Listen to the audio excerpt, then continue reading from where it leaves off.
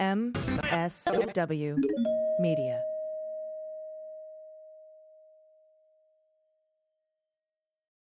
Thanks to Thuma for supporting the Daily Beans. Create that feeling of checking into your favorite boutique hotel, but at home with The Bed by Thuma. Go to thuma.co/beans and use code BEANS to receive a $25 credit toward your purchase of The Bed, plus free shipping in the continental U.S. News with swearing. Daily Beans, Daily Beans. Daily Beans, Daily Beans. Hello and welcome to the Daily Beans for Tuesday, July 26, 2022. Today, the Department of Justice has broadened its investigation again by putting Pence's Chief of Staff Mark Short and legal counsel Greg Jacob in front of a federal grand jury. The committee releases new evidence about what Trump didn't want to say during his January 7th address. Fulton County DA Fani Willis is disqualified from investigating one Georgia state senator because of conflicts of interest. Jamie Raskin answers questions about coordination between the Department of Justice and the 1-6 Committee. And the Justice Department has filed a lawsuit against some of the biggest poultry producers in the U.S. over long-standing deceptive and abusive practices against workers. I'm your host, Allison Gill. Whew, that was a heck of an intro. We have a lot of news today. Big breaking news. And I'm proud to announce Maryland 8th's Rep. Jamie Raskin will join me today to discuss the committee, the Department of Justice, and his book, Unthinkable: Trauma, Truth, and the Trials of American Democracy. Very much looking forward to that conversation. But first, we have a ton of news to get to, so let's hit the hot notes. Hot notes. All right, everybody. The Justice Department has pressed top advisors to Mike Pence in recent weeks about efforts to subvert the election by several lawyers and Donald Trump himself. And that's according to people familiar with the matter, as prosecutors escalate their 18-month Capitol riot probe. Two senior advisors to the former vice president, that's Mr. Pence's Chief of Staff Mark Short and legal counsel Greg Jacob, appeared before a federal grand jury under subpoena in Washington, D.C. in connection with the investigation. One area of interest to prosecutors was the January 4th Oval Office meeting where conservative lawyer John Eastman pushed Pence in Trump's presence to either reject the electoral votes outright or suspend the proceedings and ask several state legislatures to re-examine the results. Something else Mark Short knows, by the way, is that Meadows seemed to acknowledge that this plot and this to pressure Mike Pence and to throw electors out was illegal. Last month, Jacob testified at length before the January 6th Congressional Committee about that meeting, which included Trump, Pence, Short, Eastman, and Jacob. During the meeting, Eastman admitted his proposals would violate the law, but wanted to go with it anyway. That's according to Greg Jacob, who just last week sat before a federal grand jury subpoenaed by the Department of Justice. This is like big. I just keep repeating it because it's big. I tweeted it out and so many people thought that I was saying that the committee talked to him. No. Federal grand jury. Quote, during that meeting on the 4th, I think I raised the problem that both of Mr. Eastman's proposals would violate several provisions of the Electoral Count Act. Mr. Eastman acknowledged that was the case, that even when he viewed as a more politically palatable option would violate several provisions. A lawyer for Eastman didn't respond to requests for comment from the Wall Street Journal. A federal judge last year found that Eastman and Trump, more likely than not, committed a felony in their efforts to block the 2020 elections. 2 felonies, in fact, 1512C2 and 371. We've talked about them forever. Prosecutors also apparently asked the two about Rudy Giuliani, who forwarded letters from individual state legislators to Pence's office, urging him to accept false slates of electors, claiming Trump won from states he actually lost. A lawyer for Giuliani did not respond to requests for comment either. Mr. Short appeared under subpoena before a federal grand jury in Washington last week. According to people familiar with the matter, television cameras captured him leaving the courthouse alongside his attorney, Emmett Flood. Kind of makes you wonder who else they missed coming in and going out. The only reason they were there was because of Bannon. ABC News first reported the grand jury appearance. Top DOJ leaders and prosecutors on the case have said they are not taking cues from the congressional inquiry, its widely televised hearings, etc., stressing that their investigation is operating separately. But as the grand jury subpoenas of these two they clearly show the two investigations at times appear to be following similar tracks, which is not weird. 40 people who used to work at the Department of Justice are assisting the committee. In recent months, prosecutors have focused on 2 discrete prongs beyond the violence of that day. One involves the submission of fake electors for Mr. Trump, which some of the former president's allies used to pressure Pence. The other involves an investigation into alleged efforts by Clark, former Justice Department environmental lawyer who pushed the agency to help revise Trump's defeat by promoting his false claims of election fraud. Both Eastman and Clark have denied wrongdoing. The interviews with Pence's advisors suggest prosecutors are targeting a senior circle of Trump associates who pushed for the former vice president to accept the false documents and halt the certification of Biden's victory. In the multi-pronged investigation, last month, federal agents seized Eastman's phone as he was leaving a restaurant. Prosecutors earlier issued subpoenas seeking information about unauthorized pro-Trump electors and communications about any efforts to serve as a Trump elector with at least nearly 30 people, including Eastman and Giuliani and other conservative activists. Mr. Short told the Washington Post in January that Mr. Giuliani had shared letters from state legislators objecting to Biden's electors and saying those in favor of Trump should be accepted instead. He told the newspaper that he and Mr. Pence's legal counsel reviewed the letters and found no legal basis to recognize the Trump electors who had not been certified by their states. This is hugely, hugely significant, especially given the DOJ put these two in front of a grand jury and didn't simply interview them. These aren't FBI 302s. This is a grand jury probe.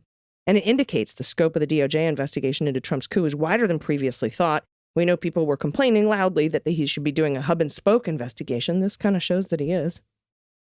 We knew they were investigating the fraudulent elector scheme, as well as the boots-on-the-ground attack on the Capitol. We knew they were investigating Sidney Powell, Rudy, the 15 boxes of top-secret documents, and perhaps even Trump's obstruction of Congress, and then also some of the other fundraising, VIP rally-goers, rally organizers, people in the executive and members of Congress who, tried to impede the electoral count. But now we can add the Pence pressure conspiracy to that list as well.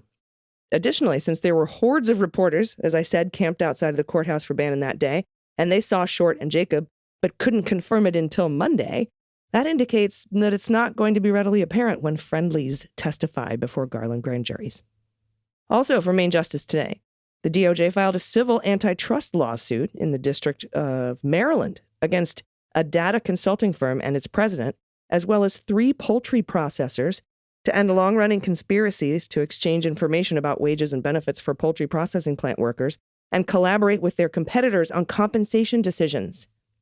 That violates the Sherman Act. Remember that old thing? The lawsuit also alleges that 2 of the poultry processors violated the Packers and Stockyards Act by engaging in deceptive practices associated with the tournament system, which pits chicken growers against each other to determine their compensation. At the same time, the department filed proposed consent decrees with defendants Weber, Meng, Saul and Company, WMS, and its president, G. Jonathan Meng, as well as Cargill Meat Solutions Corporation, Sanderson Farms, and Wayne Farms. Quote, through a brazen scheme to exchange wage and benefit information, these poultry processors stifled competition and harmed a generation of plant workers who faced demanding and sometimes dangerous conditions to earn a living. That's Principal Deputy Assistant Attorney General Doha Meki for the Justice Department's Antitrust Division. Today's actions puts companies and individuals on notice. The Antitrust Division will use all of its viable and available legal authorities to address anti-competitive conduct that harms consumers, workers, farmers, and other American producers. If approved by the court, the proposed consent decree with data consulting firm WMS would ban WMS from providing surveys or other services that facilitate the sharing of competitively sensitive information in an industry. They were coordinating. Jonathan Meng, WMS's president, is also subject to the terms of the consent decree in his individual capacity. The proposed consent decree with defendant poultry processors Cargill, Sanderson, and Wayne would prohibit them sharing competitively sensitive information about poultry processing, plant workers' compensation. It would also impose on the poultry processors a court-appointed compliance monitor who for the next decade will ensure their compliance with the terms of the decree. It would grant a court-appointed monitor broad authority to ensure their compliance with all federal antitrust laws as they relate to their poultry processing facilities, workers at their plants, chicken growers, integrated poultry feed, hatcheries, transportation of poultry and poultry products, and the sale of poultry, and submit regular reports on the processor's antitrust compliance. It would also permit the Antitrust Division to inspect the facilities and interview their employees to ensure compliance. And it would require the companies to commit to pay $84.8 million collectively in restitution for poultry processing plant workers who were harmed by the information exchange conspiracy. These terms would expire 10 years after the consent decree is approved by the court. Additionally, the proposed consent decree with Sanderson Farms and Wayne Farms would resolve alleged violations of the Packers and Stockyards Act, which prohibits, among other things, deceptive practices in poultry markets. As alleged in the complaint, poultry processors use a tournament system to adjust a chicken grower's base pay based on how well the grower performs relative to other growers. They grade on a curve. That is illegal. The poultry processors, however, control nearly all the key inputs, including the chicks delivered to the growers and their feed, and that often determines their success. In allocating this financial risk to their growers, Sanderson Farms and Wayne Farms failed to provide information that would have allowed their growers to evaluate and manage their own financial risks. This proposed consent decree would prevent Sanderson and Wayne from penalizing chicken growers by reducing their base pay as a result of relative performance while still allowing for incentive, bonus, and other types of payments to growers. It would require expanded information disclosure in grower contracts, consistent with the proposed transparency rules set out by the USDA, and it would prohibit retaliation against growers who raise antitrust concerns with the court-appointed compliance monitor or the government. It's actually a really big deal. It's not getting a lot of attention in the news, but that's huge. They were using data systems to find out what they were paying their workers and adjust down those wages with each other. All right. In other news, Representative Elaine Luria, who led part of the 1-6 committee's primetime public hearing last week, she's the one who put up the Howley video. She released a video Monday featuring previously unseen testimony about former President Trump's reluctance to condemn the violent actions of his supporters after the Capitol riot. Quote, "It took more than 24 hours for President Trump to address the nation again after his Rose Garden video on January 6th, in which he affectionately told his followers to go home in peace." She tweeted that alongside a video. There were more things he was unwilling to say. And then in the video, you see Ivanka Trump, the former president's daughter, who served as one of his top advisors, responding to a draft copy of his remarks from the White House on January 7th. It had several lines of text crossed out. One of the crossed out lines said, "I want to be very clear, you do not represent me, you do not represent our movement." He crossed that out. He wouldn't say it. Another stricken part would have asserted that the former president was directing the Department of Justice to ensure all lawbreakers are prosecuted to the full extent of the law. We must send a clear message, not with mercy, but with justice. Legal consequences must be swift and firm. That was all crossed out. Now he's dangling pardons for them. Ivanka Trump said the revisions were in her father's handwriting. And in a separate interview, Ivanka's husband, former White House top aide and advisor Jared Kushner, said he had discussed the remarks with others who agreed it was important to further call for de-escalation. When asked why lines were crossed out, Kushner responded in a clip from an interview, "I don't know." This footage builds on testimony shown last week at the hearing, which was the panel's 8th hearing. And it focused on the 187 minutes between the end of Trump's speech at the Ellipse and the video he sent out telling his supporters he loved them and urging them to go home. And this story will seem shocking, but it's not that big of a deal. I mean, it is, but it's not as bad as it's being made out to be. A Georgia judge on Monday blocked County District Attorney Fani Willis from investigating Senator Burt Jones. He's a Republican state senator in Georgia, and he as part of her investigation into the efforts by Trump and his allies to overturn the election. Jones is one of 16 fake Trump electors who signed onto the unofficial electorate certificate, the illegal one, in a plan to subvert the Electoral College. Jones is currently running for lieutenant governor in Georgia against Democrat Charlie Bailey. And Willis hosted a campaign fundraiser for Bailey last month and donated to his primary campaign earlier this year. In his ruling, Fulton County Superior Court Judge Robert McBurney said Willis's office may ask witnesses about the senator's role in the various efforts the state Republican Party undertook to call into question the legitimacy of the election. What her office may not do is make sure of any such evidence develop a case against the senator. The prosecuting attorney's counsel of Georgia will select a replacement district attorney's office that can question Jones. That's part of Georgia's law. And that's why we don't announce investigations close to elections. And Andrew Torres and I will go over this in more detail on tomorrow's Cleanup on Aisle 45 podcast. And up next, one of my favorite people representing the 8th District in Maryland, and author of Unthinkable, Trauma, Truth, and the Trials of American Democracy. I'll be speaking with Congressman Jamie Raskin. Stay with us. After these messages, we'll be right back. Hey everybody, it's AG. Let me tell you about how I recently upgraded my whole home and my bedroom. I didn't neglect my bedroom, and I took it all to the next level. I bought The Bed by Thuma. It's handcrafted from eco-friendly, high-quality, upcycled wood, which looks great. It's got a minimalist design, which I love. It goes with my mid-mod vibe. It features Japanese joinery, and it really helps elevate my bedroom. It's super supportive for my mattress. It's breathable. It opens the room up, and it minimizes noise. I love it. And Thuma practices that intentional less is more design philosophy that I love. And it has clean lines, subtle curves, lifestyle-enhancing details. Thuma proves that simplicity is the truest form of sophistication. It is made for how you live. Okay, The Bed by Thuma is backed with a lifetime warranty. Ships to your door in 3 easy-to-maneuver boxes. It takes about 5-ish minutes to assemble with no tools required. You can build it yourself. I did. And along with the bed, Thuma offers other bedroom essentials to elevate bedtime. They have the nightstand, the side table, and the tray. They all match. They're perfect complements to the bed.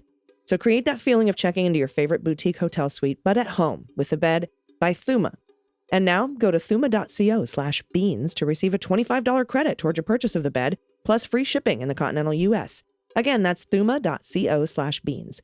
THUMA.co/beans for a $25 credit. You'll be glad you did. All right, everybody, welcome back. Joining us today is the representative from Maryland's 8th. He was the lead impeachment manager for the second impeachment of Donald Trump. He sits on the January 6th Select Committee, and he's the author of Unthinkable, Trauma, Truth, and the Trials of American Democracy. Please welcome Representative Jamie Raskin. Jamie, thank you for joining me today. Well, I'm delighted to be with you guys. So I wanted to start off, there's a lot of fear and concern about justice in our country today. And I think it's, credibly based on what we've seen the last 5 years going on, and perhaps longer. And some of your colleagues on the January 6th Select Committee, by the way, I think everyone agrees that the January 6th Select Committee is doing an amazing job. If there were naysayers, I think that you have actually blown the roof off of the place and proven them wrong. But with regards to what the committee is doing with the Department of Justice, if there's any communication, if the stuff is getting to the Department of Justice, is there anything you can say to maybe allay or assuage the concerns that so many Americans are having right now about what's going on with holding the people at the top of the coup accountable? Your committee is exposing it to everyone, which is so important and so amazing, and the work is truly incredible.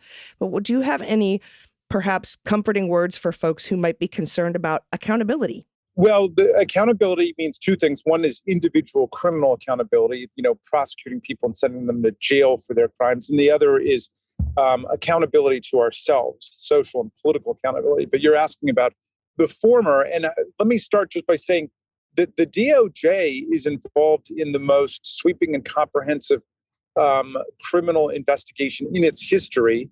They've brought more than 850 prosecutions against members of the mob, people for assaulting federal officers, destroying federal property, interfering with a federal proceeding, all the way up to seditious conspiracy, which is a very rare charge, which is the charge of organizing to try to overthrow or put down the government of the United States. But I know that there is great impatience and focus in the public about getting the people at the top. Obviously, none of this would have happened without Donald Trump, and people don't want to see this as another occasion of Donald Trump just waltzing away while everybody else takes the fall for his criminality. And obviously, I share that sentiment. I'll just say that with these hearings, I think the ground has shifted underneath the DOJ. If there was any institutional reluctance to go after a former president of the United States for his crimes against the Republic. And the 3 criteria that the DOJ is supposed to use in deciding whether or not to charge somebody where there is probable cause to believe they've committed an offense against the United States are: 1, the culpability of the offender. Obviously, he's guilty as sin of working to interfere with a federal proceeding to cheat the American people out of an election. And I would also argue seditious conspiracy. Two is the gravity of the offense. And it's hard to think of a graver offense than this, only a graver political offense than this. And the final criterion is to what extent we need to deter misconduct like this in the future. And that clearly is something we just can't have in constitutional democracy generally, but especially in this century where the problems bearing down upon us are so severe. I mean, we should be working on climate change right now and gun violence, not trying to defend ourselves against Donald Trump and the Proud Boys. Right. Yeah. And I carry that. I agree with you with regards to especially the seditious conspiracy charge, because for a very long time, I was like, hey, seditious conspiracy is hard. We lose those cases all the time. Let's talk about 1512C2. Let's talk about 371, obstructing an official proceeding, or conspiracy to defraud the United States. Let's keep it chill, And then Matthew Graves comes out, is able to button up the seditious conspiracy charges that Mike Sherwin almost pretty much destroyed, all but laid waste. And was able to button that up and charge him. And I thought that I think gave me a lot of hope for, at least the gravitas that Matthew Graves has at the DC U.S. Attorney's Office. And I think a lot of people kind of mistakenly think that Garland is running the show and doing the investigation when it's really these U.S. attorneys and the line prosecutors that are doing the bulk of the work and really just taking their finished product to the attorney general and either informing him or, telling him, what they're kind of up to. So I'm very, very happy with our U.S. attorney in DC. And I agree with that. And I think you're right. I mean, ultimately, because we're talking about a former U.S. president, the attorney general will have to sign off on any, effort to go to the grand jury for an indictment. But you're correct that all of the preliminary work, the detailed factual predicate, will be laid by the U.S. attorneys and the line prosecutors. Yeah, definitely. And with regards to the Department of Justice and the committee, the interaction there, because a lot of us are also kind of worried. We saw what happened in Iran-Contra. We know that if these two teams aren't working together, that things can be jeopardized on both sides of the equation. I know that the committee's been trying to get stuff from DOJ. DOJ's been trying to get stuff from the committee.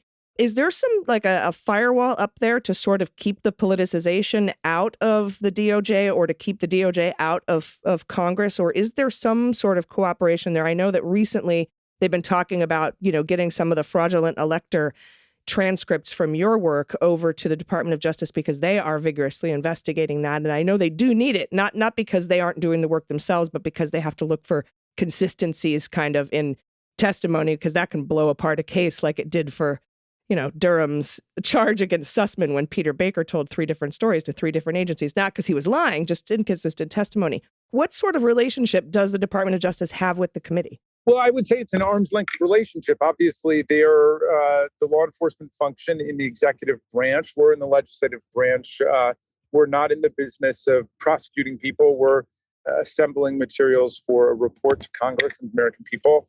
And we have every interest, like I think the vast majority of Americans, in their being able to do their work. And I think that they have an interest in our being able to do our work. But other than that, there's no coordination taking place.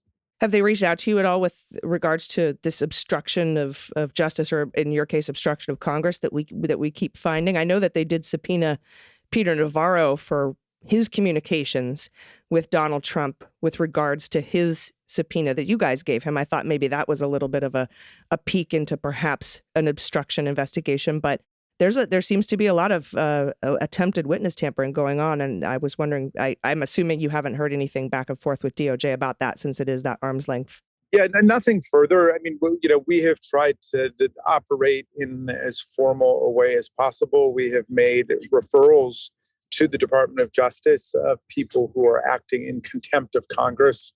We've given people every opportunity to come and testify. Steve Bannon is an example of that. Navarro and Scavino are examples of that. But people who never spend 1 minute before the committee and don't give us a single document and are just thumbing their nose at the whole process. And that is in contrast to the vast majority of people who have cooperated voluntarily and in many cases enthusiastically with the committee to come forward to tell us what they know. But it's not like an invitation to a summer soiree.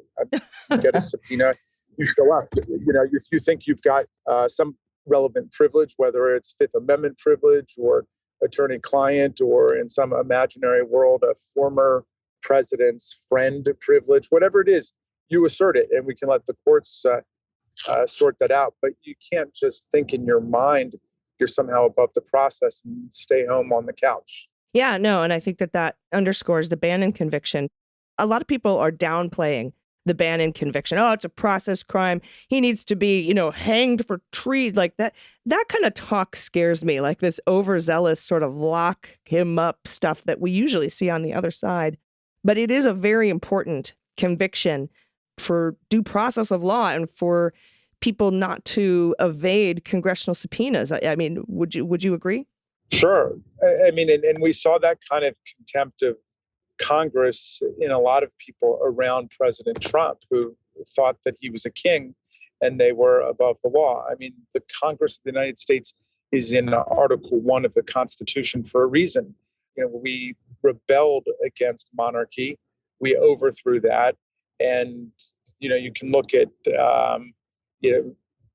pages and pages of all the powers that Congress has. And then you get to Article 2 for the president in the Constitution, and it's 4 short paragraphs. The 4th paragraph is all about how you impeach a president for treason, bribery, or other high crimes and misdemeanors.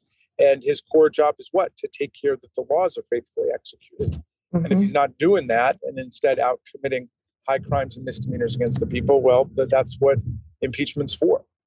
Yeah, absolutely. And I'm still of the mind that you can impeach somebody after they leave office. Well, yeah, and just on that point, I mean, there are more than 2 centuries of precedent that are on your side in terms of Senate practice, as well as in British history, which was the antecedent and the basis for our impeachment provisions. And that was an issue that we decided on the very first day of the Senate trial of Donald Trump. 54-46 rejected the idea that the Senate didn't have jurisdiction. And at that point, that should have been gone. But then McConnell brought it back up at the end in the context of saying, basically, Donald Trump was guilty. He said he's factually and morally and ethically responsible for everything that happened. But the Senate didn't have jurisdiction, which to me makes this the greatest case of jury nullification in American history. Yeah, I concur. Before I let you go, because I know we're short on time here, you've got a lot to do. And I thank you for taking time out of your schedule to speak with us. But I want to talk to you about your book, because it personally, for me, was just absolutely had such a huge impact, because it deals with personal trauma and it deals with national trauma. And, on a much smaller scale from what you went through, I am a disabled veteran. I have PTSD.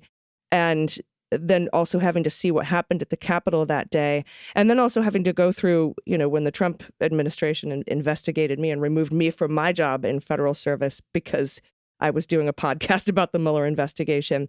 I want to thank you for your book. It's a beautiful, difficult memoir. Everyone needs to pick it up. You tell the story of the 45 days at the start of 2021 that absolutely just upended your life. You confronted the loss of your son.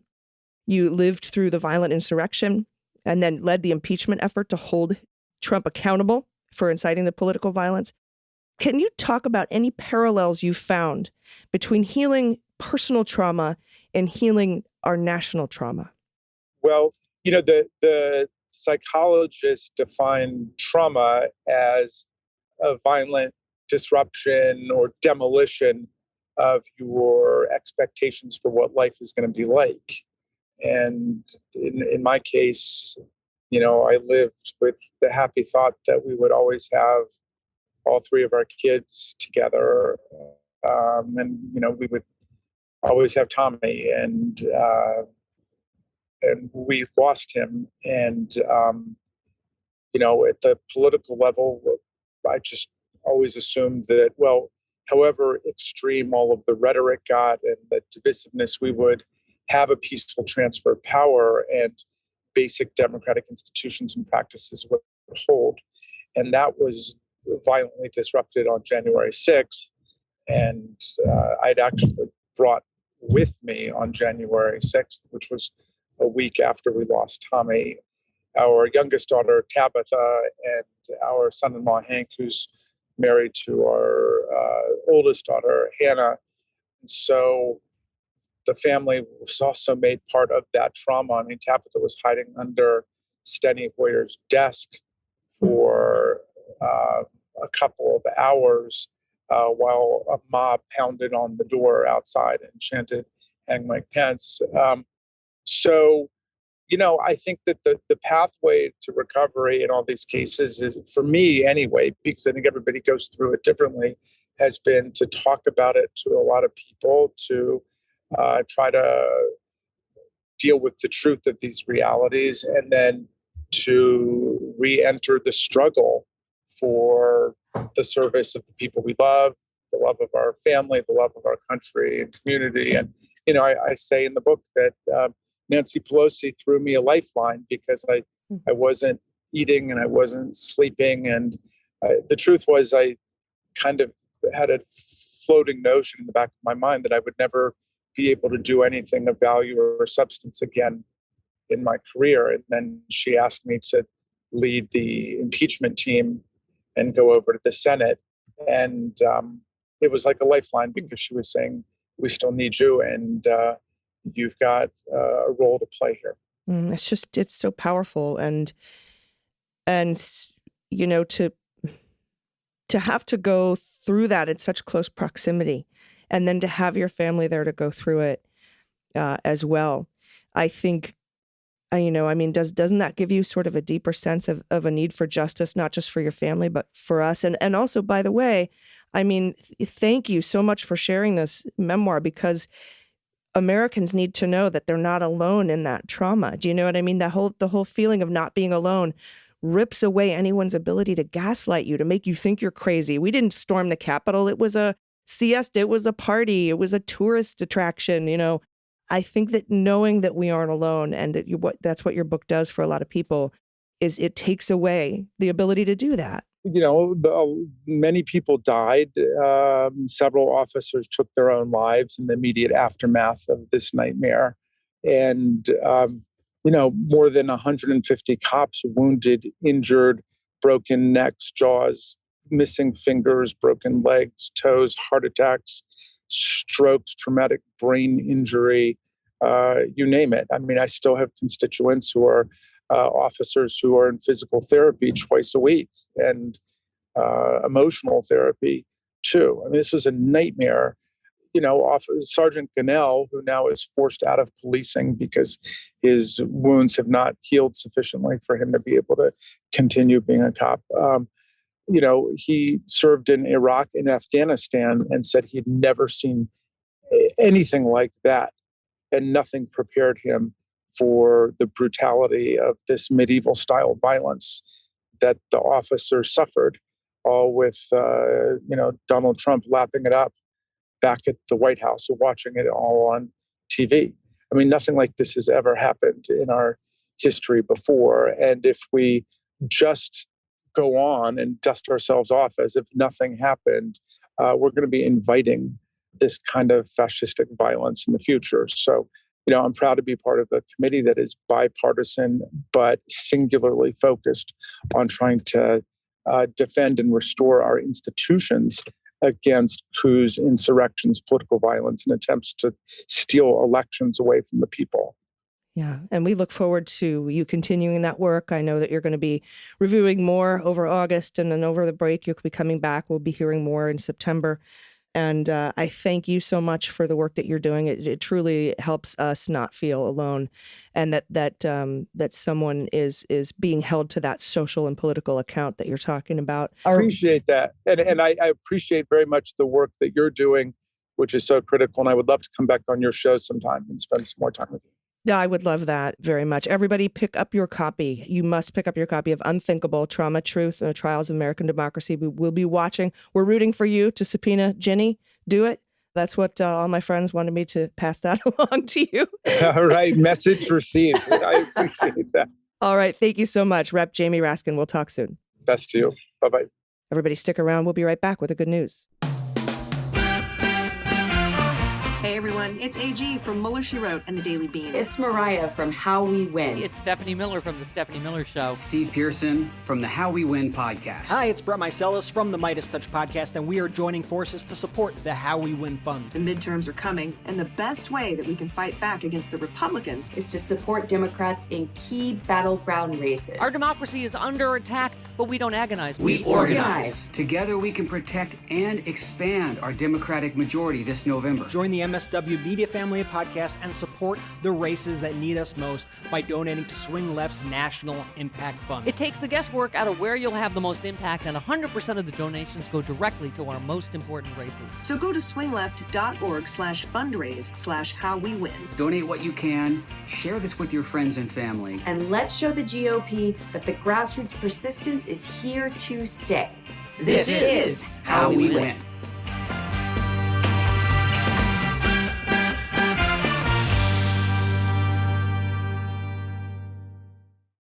Hey everybody, welcome back. It's time for the good news. Who likes good news? Everyone? Then good news, everyone.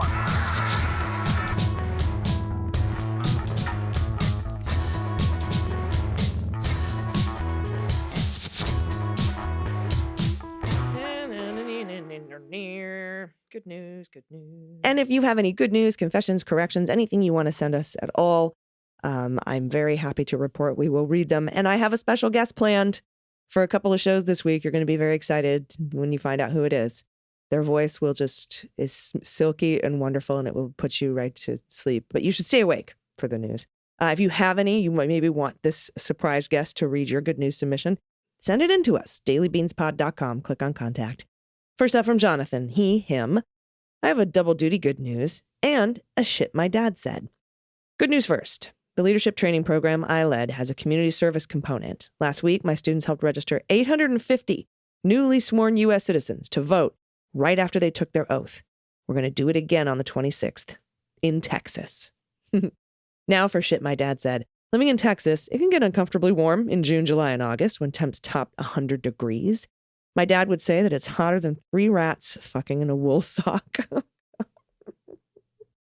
My dad had phrases like that. He'd call my boyfriends in high school, one of them said, dumber than 6 bicycles, as sharp as a sack of wet mice. He's got a brain like a BB in a boxcar, all kinds of phrases like that. Jonathan adds, for pod pet tax, here's Dole, the burrowing horror. The second pick was taken 3 years ago today when my transgender son got his court order for name and gender marker change. He's been medically transitioning with testosterone since January 2020.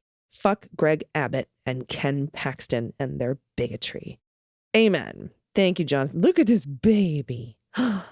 What a sweet tabby boy. Looks like my Ned cat.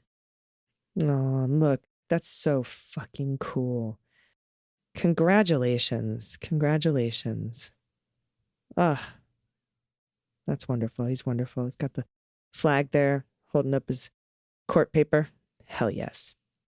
Next up, Carrie from Toronto. I've been coaching youth baseball as a volunteer for many years. I love it, but it's often thankless dealing with spoiled kids and crazy parents. Dude, some of those sports parents are like, what? I once coached a kid that I remember as being a good kid, but with severe anger issues. These issues were affecting his relationship with other players and coaches. I recently ran into him 5 years after he moved on from the team. He is now a successful college student. He told me that I was a big part in turning his life around by the way I related to him as an individual. I might not be the best baseball coach, but I always pride myself on understanding each person I deal with as an individual and not just one of the bunch. I'm adding a picture of the team after winning a tournament. Carrie, congratulations. Next up from Anonymous. Hello, my fierce ladies. I'll hit the high note here. My good news is that my son just turned 28.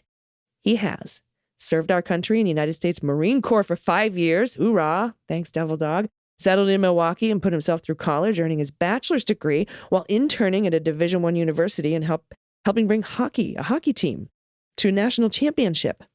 He recently accepted a position of strength and conditioning coach at another D1 college.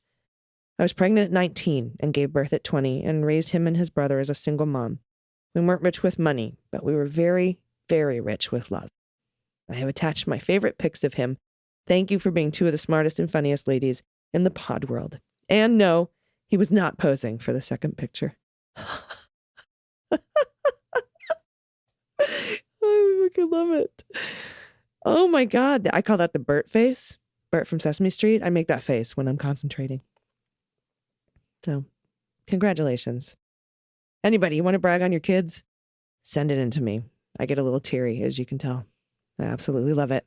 Next up from Heller, pronouns she and her. My 19-year-old progressive, non-binary sweetheart of a kid gets pretty sad about the state of the world, but they're passionate about their job at a worker-owned firm that canvasses for progressive causes.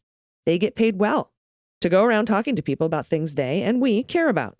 The other day they said, "I've changed some minds, Mom." Gives me hope. You guys are killing me today with these awesome fucking people you're raising. Next up from Stephen, pronouns he and him. Thanks for giving out the daily news about which, from my position on the outside looking in, is the soap opera that is American politics. Yes, like sands through the hourglass, Stephen. The only downside is that here in Australia, I get you Tuesday to Saturday and have to go through Monday mornings without you. Aside from the thanks, I'm ready to tell you of what I'm calling a parenting win. It's all parents today. This is so fucking cool. My daughter Penelope, Poppy, who is 8. I was 8 when I got my ears pierced, I think.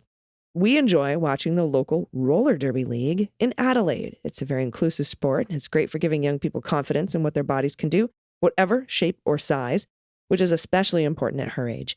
Roller derby has a position for everyone, and Adelaide League is very LGBTQ friendly. Anyway, we were at a match, which was called a bout. Yes. This past weekend, and she brought along her friend, we'll call her Jane, to watch with us. Poppy was keenly pointing out the players, and in particular her favorite player, Truffles, who identifies as they, them. Jane asked, "But why is he playing with all the ladies?" Poppy's response made me so proud. It went like this. Poppy, Jane, Truffles is a they, not a he or a she. Jane, but if he's not a boy or a girl, which toilet does he use?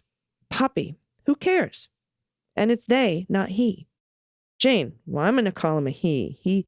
He should use the men's toilet. Poppy, ugh, that's just being rude, Jane.